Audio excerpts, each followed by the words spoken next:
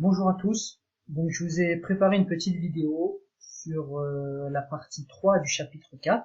Donc on est dans le chapitre 4 sur la variation génétique et santé. Et on est en train de voir comment les variations au niveau des gènes peuvent affecter la santé des individus. Et donc on a déjà vu les maladies génétiques, les maladies multifactorielles, et là, troisième partie, on s'intéresse au cancer. Donc grand 3, altération du génome et cancérisation. Alors avant de commencer, d'accord, comme vous l'avez vu dans le cours, donc je vous rappelle ce que c'est qu'un cancer. Un cancer, c'est une maladie liée à la multiplication incontrôlée de cellules ayant accumulé des mutations.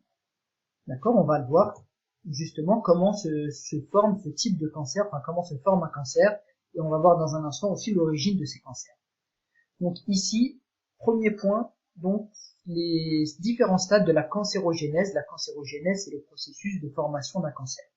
Donc on a trois étapes qui sont répertoriées ici dans ce tableau: la transformation, l'extension tumorale locale et la néoangiogénèse, et l'extension tumorale à distance, métastase.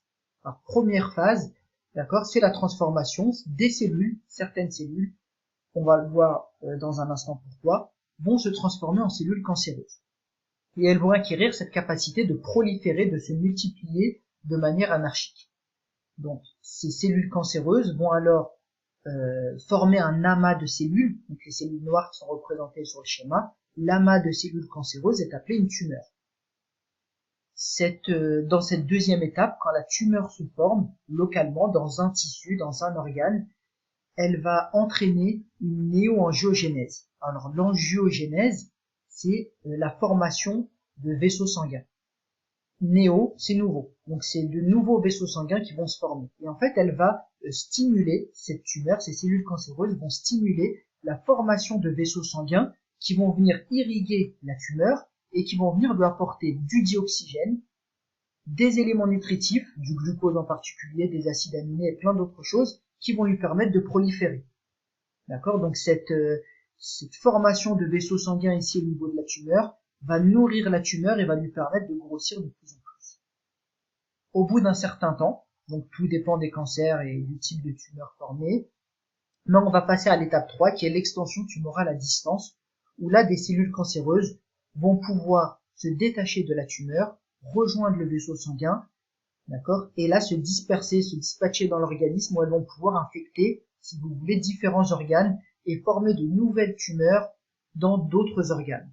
À ce stade-là, c'est un stade avancé de la tumeur, d'accord, on parle de métastase, d'accord, pour parler de cette caractéristique des cellules cancéreuses à pouvoir passer dans les vaisseaux sanguins et aller envahir d'autres tissus et d'autres organes. Et là, si un nombre important d'organes sont touchés, on comprend que le traitement est de plus en plus difficile.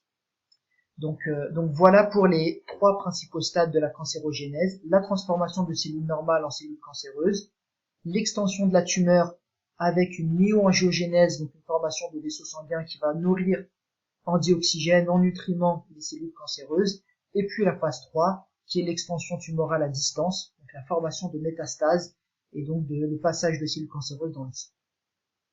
La question que l'on peut se poser, c'est quelle est l'origine de ces cancers? D'accord? Comme on l'a dit dans la définition, un cancer, c'est la multiplication, une prolifération incontrôlée de cellules qui ont accumulé des mutations. D'où vient cette accumulation de nombreuses mutations? Alors, deux principales causes, d'accord? La première, ce sont des mutations qui inactivent des gènes suppresseurs de tumeurs. On a vu dans l'activité le gène P53. Le gène P53, quand on l'active, quand on le réactive chez un individu, on voit que les tumeurs diminuent. Donc il a cette capacité, le gène P53, à faire diminuer la formation de cellules cancéreuses. Donc c'est pour ça qu'on parle de gène suppresseur de tumeurs. Il limite la prolifération des cellules.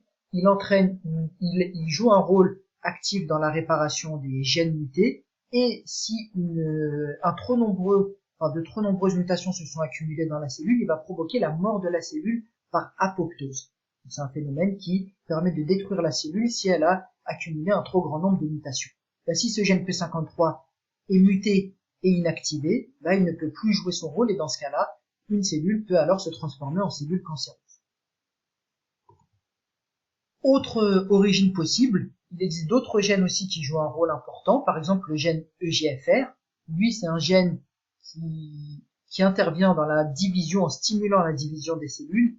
Si une mutation dans ce gène active et permet la surexpression de ce gène et de la protéine correspondante, dans ce cas-là, les cellules vont se retrouver à se diviser de manière anormale, d'accord, et sans arrêt. Donc l'activation, la surexpression de ce gène à cause d'une mutation peut aussi entraîner l'apparition d'un cancer. Alors il y a plusieurs études sur ce sujet, d'accord, ça peut être le cas dans les cancers du sein, c'est aussi le cas dans les cancers des poumons, de manière très importante.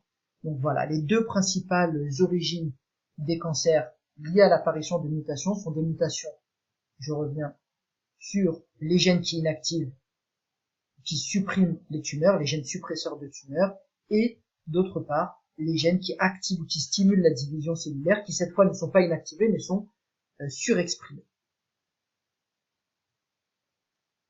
Il existe également, bien évidemment, pas que des facteurs génétiques qui favorisent l'apparition de cancer, mais aussi des facteurs environnementaux.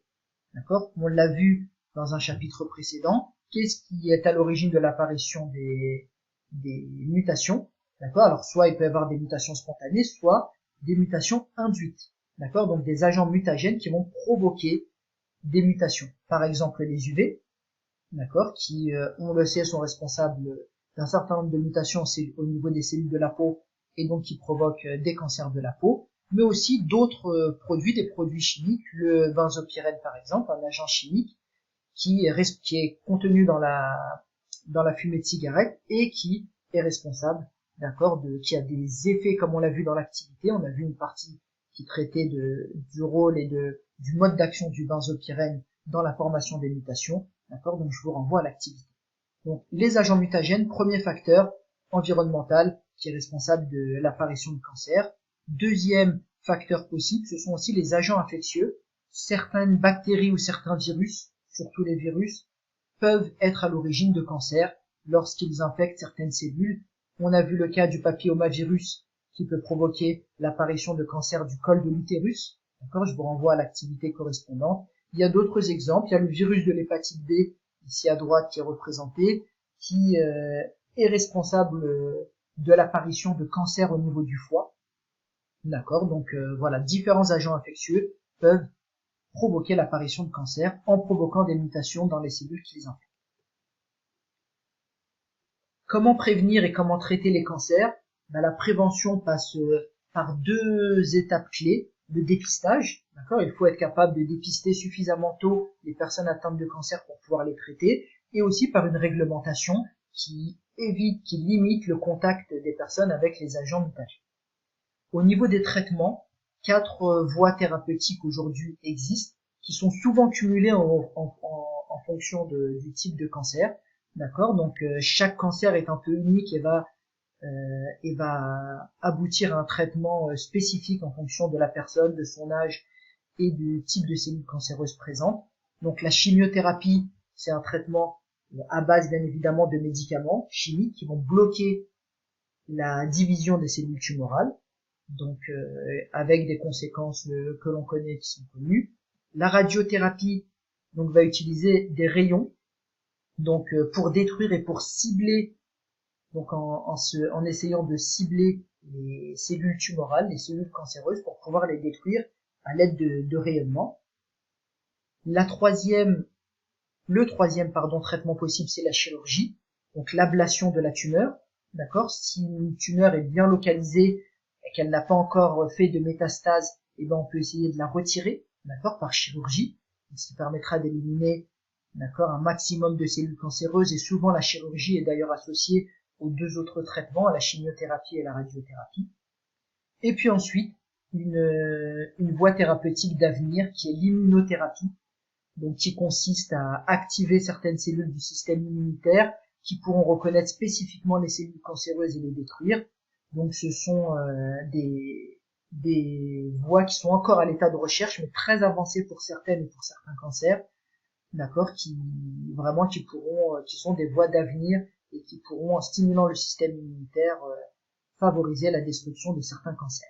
Je ne développe pas plus cette quatrième option parce qu'on n'a pas encore vu le système immunitaire. Ça sera l'objet du prochain thème. Donc à partir de là, on pourra un petit peu plus donner des détails sur le type de cellules activées dans le système immunitaire pour permettre une élimination des cellules cancéreuses. J'espère que ça a été clair et que ça vous aidera dans la compréhension du cours et dans vos révisions. À très bientôt.